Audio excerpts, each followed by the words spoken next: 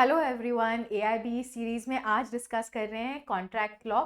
ये है part 1 of the video. ये सारे प्रीवियस ईयर क्वेश्चंस हैं and let's get into the question number 1। First question है, प्रपोजल जब एक्सेप्टेंस के साथ जुड़ जाता है तो क्या हो जाएगा। ये बहुत ही इंपॉर्टेंट है। ये आपको कहाँ मिलेगा? सेक्शन 2 में मिलेगा एंड आंसर है आपका प्रॉमिस। चलो साथ साथ पढ़ लेते हैं एक बार। प्रपोजल होता है ऑफर, ऑफर को ही हम प्रपोजल बोलते हैं। जब कोई ऑफर करता है एंड वो ऑफर को ऑपोजिट पार्टी जिनको ये ऑफर किया गया है वो क्या करते हैं? एक्सेप्ट कर लिए। ठीक है, एक्सेप्ट हो गया तो रिजल्ट क्या बनेगा?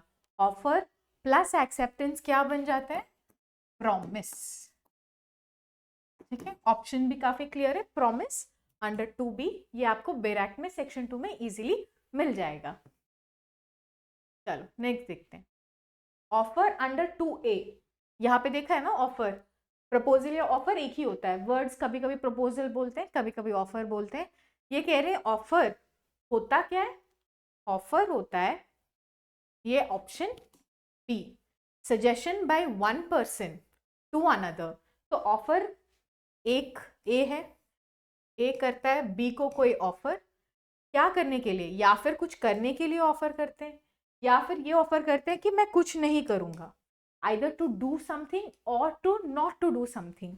अगर कोई ऑफर होता है उसको हम बोलते हैं offer under contract act.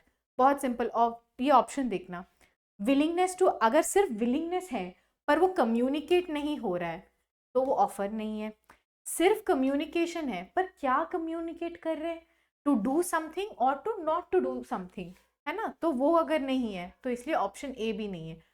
Option B देखो, ऐसे ऑप्शन में ना बेरैक में तो आपको मिल जाएगा पर ऑप्शन आपको पढ़ के देखना होगा which is the most correct option. तो यहाँ पे जो कॉन्सेप्ट ऑफ ऑफर है उसको ऑप्शन बी ठीक से समझा रहा है।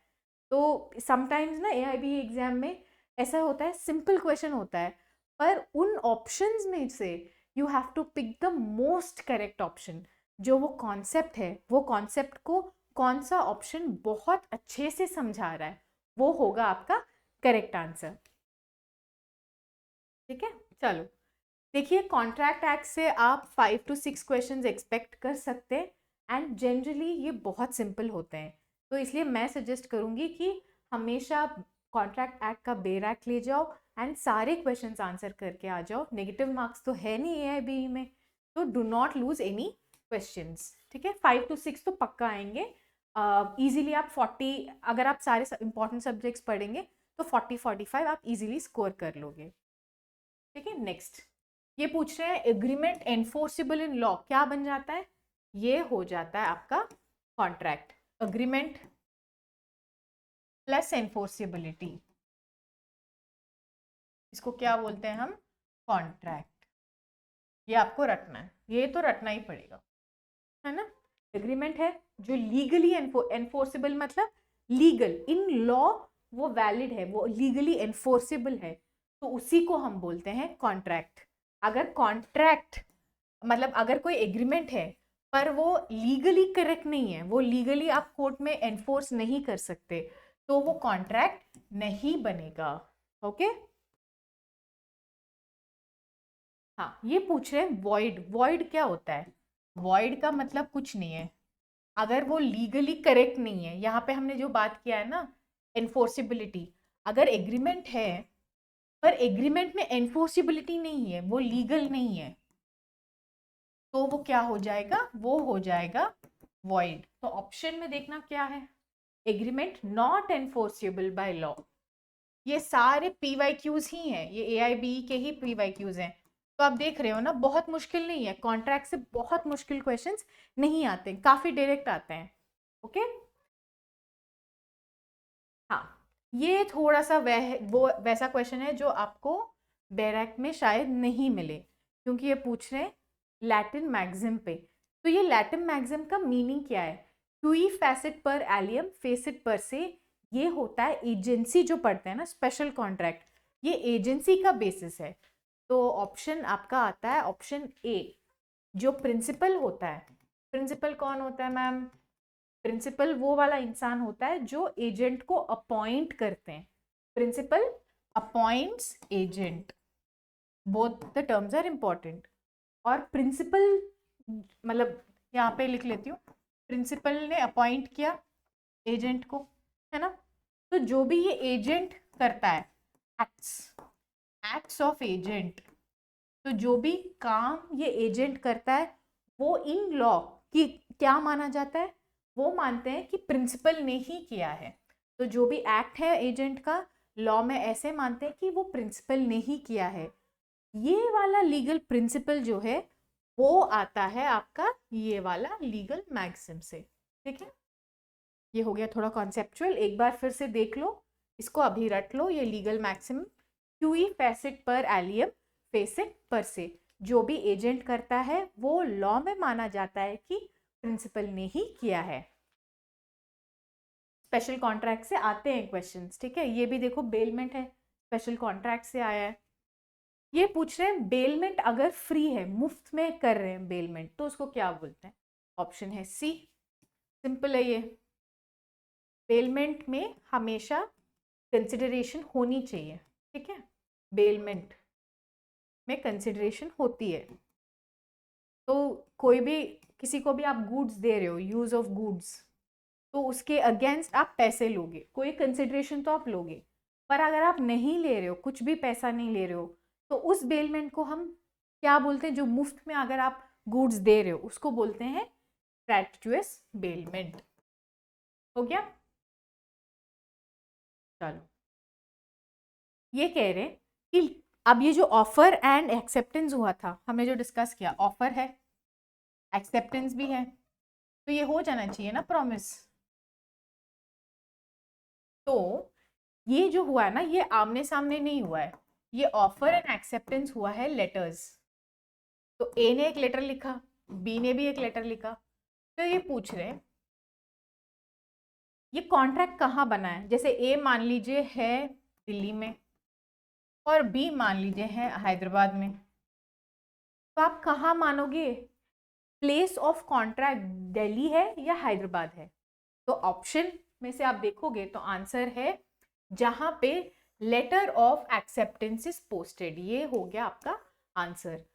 ऑप्शन बी, जैसे ये वाला एग्जाम्पल में आप देखोगे तो लेटर जो है वो एक्सेप्ट कहाँ हुआ है, हैदराबाद में हुआ है।